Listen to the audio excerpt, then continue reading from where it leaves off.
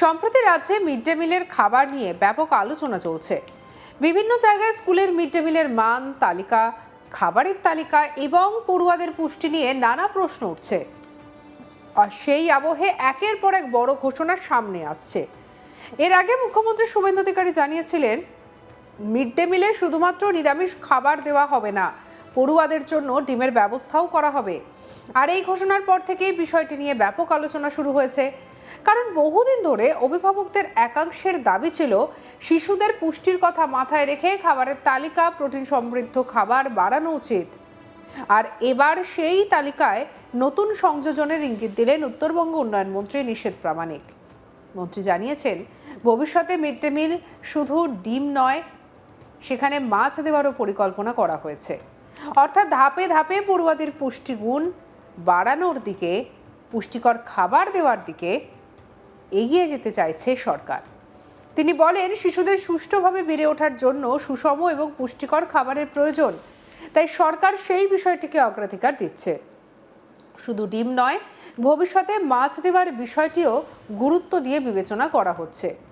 আবার এখানেই শেষ নয়, নিশীথ প্রামাণিক আরও জানিয়েছেন যে যদি ভবিষ্যতে বিশেষজ্ঞদের মতামত অনুযায়ী আরও কোনো পুষ্টিকর খাবার মিড ডে মিলের মেনুতে যোগ করা প্রয়োজন হয়, তাহলে সেই বিষয়েও সরকার ইতিবাচকভাবে চিন্তাভাবনা করবে। অর্থাৎ সরকার চাইছে রাজ্যের স্কুল পড়ুয়াদের যাতে শুধু পেট ভরে খেতে না পারে, পাশাপাশি যাতে প্রয়োজনীয় পুষ্টি পায়, সেদিকটা নজর রাখার। কি বলছেন নিশীথ প্রামাণিক, শুনবো। দেওয়া হবে। মাননীয় মুখ্যমন্ত্রী যে ঘোষণা করেছেন, এটা অত্যন্ত আমার মনে হয় ভালো ঘোষণা করেছেন উনি। কারণ অন্তত এই যে বামপন্থী শেকু মাকুরা যে কথা বলছিলেন যে একেবারে প্রোটিনের অভাব হয়ে যাবে, পুষ্টির অভাব হয়ে যাবে, তো স্বাভাবিকভাবেই তাদের মুখ অন্তত বন্ধ হবে। আর ডিম কেন, এর পরবর্তীতে মাছও দেওয়া হবে এবং প্রয়োজন হলে আরও কিছু যদি সেখানে পুষ্টিযুক্ত খাদ্যের সংযোজন করবার প্রয়োজন হয়, নিশ্চিতভাবে সরকার তার রাজ্যের যে শিশু তাদের জন্য চিন্তা করে। মিড ডে মিল প্রকল্পের মূল লক্ষ্যই হলো স্কুলের পড়ুয়াদের নিয়মিত উপস্থিতি বাড়ানো এবং তাদের পুষ্টিকর খাবারের যোগান দেওয়া, যাতে তাদের পুষ্টির ঘাটতি না হয়। বিশেষ করে গ্রামীণ এবং আর্থিকভাবে পিছিয়ে পড়া পরিবারের অনেক শিশুর জন্য স্কুলের এই খাবার অত্যন্ত গুরুত্বপূর্ণ। তাই খাবারের গুণগত মান এবং পুষ্টিগুণ নিয়ে সরকার এখন আগের থেকে অনেক বেশি করে গুরুত্ব দিচ্ছে বলেই মনে করা হচ্ছে।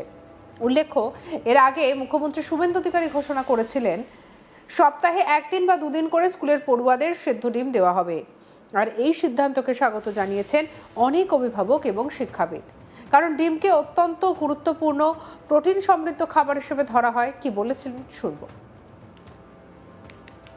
এসএইচজি গ্রুপকে দিয়ে সপ্তাহে আমরা একদিন বা দুদিন আলাদা করে আমরা সেদ্ধ ডিম বাচ্চাদেরকে বিতরণ করব। ইসকনের খাওয়ারে তারা তাদের সাত্বিকতা রেখে খাওয়ার সরবরাহ করবে। এটা উড়িষ্যাতে আছে, ওটা ভারতবর্ষের বহু জায়গায় ইসকন তারা মিড ডে মিল সরবরাহ করে। আমরা ইতিমধ্যে 22টা শহরে তারা দিচ্ছে ভারতবর্ষের, সেটাকে আমরা গ্রহণ করেছি। আর তার সঙ্গে আমরা বয়েল এগ উড়িষ্যার সময় শিক্ষা দপ্তর, শিক্ষামন্ত্রী এবং আমার উপস্থিতিতে এটা কলকাতায় লঞ্চিং হচ্ছে। এখন যদি সেই তালিকায় মাছও যুক্ত হয়, তাহলে পড়ুয়াদের পুষ্টির মান আরও উন্নত হবে বলেই মনে করছেন অনেকে। আমাদের কলিগ মনসুর হাবিবুল্লাহ রিপোর্টে কি উঠে এলো, দেখব। শুভেন্দু অধিকারীর নেতৃত্বে বাংলায় নতুন সরকার ক্ষমতায় এসেছে। রাজ্যের মুখ্যমন্ত্রী শুভেন্দু অধিকারী শপথ গ্রহণ করার পরেই রাজ্যের মিড ডে মিল নিয়ে বড় ঘোষণা দিয়েছিলেন। তিনি জানিয়েছিলেন, আপাতত পাইলট প্রজেক্ট হিসাবে কলকাতায় মিড ডে মিল সরবরাহ করবে ইসকন। পরবর্তীতে ধাপে ধাপে তা রাজ্যে প্রচলন করা হবে। ইসকনের হাতে মিড ডে মিল দেওয়ার সিদ্ধান্তের পরেই কিন্তু রাজ্য জুড়ে তোলপাড় শুরু হয়। অনেকেই দাবি করতে শুরু করেন যে ইসকন একটি ধর্মীয় সংস্থা, তারা নিরামিষ খাবার পরিবেশন করেন, তাহলে শিশুদের প্রাণীজ প্রোটিনের চাহিদা কেমন করে মেটানো হবে। এ নিয়ে কিন্তু রাজ্য জুড়ে বিতর্ক শুরু হয় যে শিশুদের পাতের ডিম আর শিশুরা পাবে না বলে অনেকে সমালোচনা করতে শুরু করেন। পরবর্তীতে মুখ্যমন্ত্রী শুভেন্দু অধিকারী স্পষ্ট ঘোষণা করেন যে ইসকন অবশ্যই ভেষজ ভেজ খাবার দিবেন, এটা ঠিক, কিন্তু রাজ্য সরকার পৃথকভাবে ছাত্রছাত্রীদেরকে ডিম সরবরাহ করবে। যে ছাত্রছাত্রীরা ডিম কেমন করে পাবেন সেই হিসাবে সরবরাহ চিন্তা ভাবনা করছে রাজ্য সরকার, এবং ডিম রাজ্য ছাত্রছাত্রীদের পাতে পড়বে। এবার তারই মন্ত্রিসভার আরেক সদস্য নিশীথ প্রামাণিক জানিয়ে দিলেন যে শুধু ছাত্রছাত্রীরা ডিম পাবে না, প্রয়োজনে মাছও দেওয়া হবে, এমনকি তাদের যে চাহিদা রয়েছে তাদের চাহিদা অনুযায়ী অন্যান্য সামগ্রীও তাদেরকে দেওয়া হবে।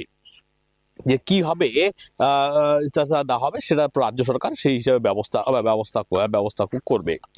প্রসঙ্গত যে ইসকন ভারতবর্ষ জুড়ে একাধিক জায়গায় মিড ডে মিল সরবরাহ করে, যেখানে অনেক বিশেষ ইসকন সর্বদাই নিরামিষ খাবার পরিবেশ করে থাকেন। ইসকনকে যখন মিড ডে মিল সরবরাহ করার দায়িত্ব দেওয়া হয় তখন তা নিয়ে কিন্তু রাজ্যে বিতর্কের সূচনা হয়, কারণ ইসকন ভেজ খাবার সরবরাহ করে। অনেকে দাবি করছিলেন যে বাঙালি যে খাদ্যাভ্যাস রয়েছে সেই খাদ্যাভ্যাসে ভেজের সাথে সাথে নন ভেজ খাবারেরও প্রচলন রয়েছে, এবং শিশুরা যেটা রয়েছে বাঙালি যে খাদ্যাভ্যাস সেই খাদ্যাভ্যাসে ডিম অপরিহার্য। শিশুরা যদি ডিম না পায় তাহলে প্রাণীজ প্রোটিন তাদের খাওয়া হবে। এই নিয়ে কিন্তু জোর বিতর্ক শুরু হয় যে যারা নিরামিষী লোক তারা কীভাবে বেঁচে থাকেন, বা যারা নিরামিষ, ভারতবর্ষে প্রচুর মানুষ নিরামিষী, যারা নিরামিষ খাবার খেয়ে থাকেন তাদের ক্ষেত্রে প্রাণীজ প্রোটিনের চাহিদা কেমন করে মেটানো হয়। এবং ইসকনের খাদ্যগুণ নিয়ে অনেকে আলোচনা করতে শুরু করেন, তখন স্পষ্ট রাজ্য সরকার কিন্তু তার সিদ্ধান্তে অটুট রয়েছে। তারা স্পষ্ট জানিয়েছেন যে রাজ্যে স্কুলগুলিতে অবশ্যই ইসকন খাদ্য সরবরাহ করবে, এবার মিড ডে মিল সরবরাহ করবে, কিন্তু যে বাচ্চাদের তাদের প্রাণীজ প্রোটিনের জন্য অর্থাৎ ডিম খাবার তুলে নেওয়ার যে ষড়যন্ত্র কথা বলা হচ্ছে সেটা একদম মিথ্যৈব খবর। অনেক রাজ্যেই এরকম রয়েছে যেখানে ইসকন খাবার মিড ডে মিল পরিবেশন করে এবং রাজ্য সরকারের থেকে আলাদা করে তাদেরকে নন ভেজ খাবার দেওয়া হয়, অর্থাৎ ডিম দেওয়া হয়। তো পশ্চিমবঙ্গেও ডিম দেওয়া হবে।